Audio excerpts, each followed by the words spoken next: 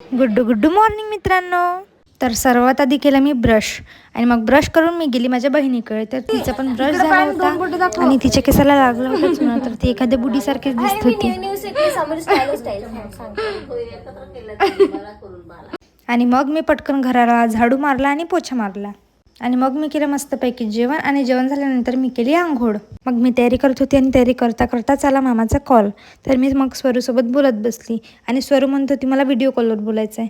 मग आम्ही व्हिडिओ कॉलवर बोलत बसलो आणि मी विसरूनच गेली की मला सुमनाईच्या घरी जायचं आहे गहू निवडायला. मग मानसी आणि मी आम्ही दोघी जणी गेलो.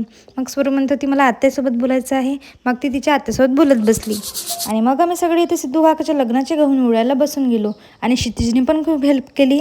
आणि आज मानसीची तब्येत खराब होती तर ती झोपूनच होती.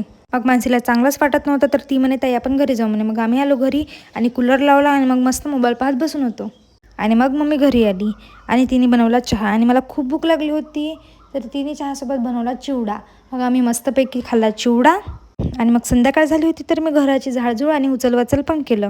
आणि इकडे बडी मम्मी आणि आई चिवडची भाजी निवडत होत्या आणि घरचं तेल संपलं होतं तर आईने मला दुकानात पाठवलं तेल आणायला. आणि मग मी माझ्यासाठी मॅगी पण घेतली. आणि सुनताईने येता येता सांगितलं होतं सिमेंट आणायला. मग आम्ही सिमेंट घेतलं आणि मग आम्ही गेलो बिकानेरमध्ये आईस्क्रीम घ्यायला. तर आम्ही आईस्क्रीम खात खात गेलो घरी आणि घरी जाऊन मी केलं पोट भरून जेवण. तर आपण भेटूया नेक्स्ट ब्लॉगमध्ये. Bye bye.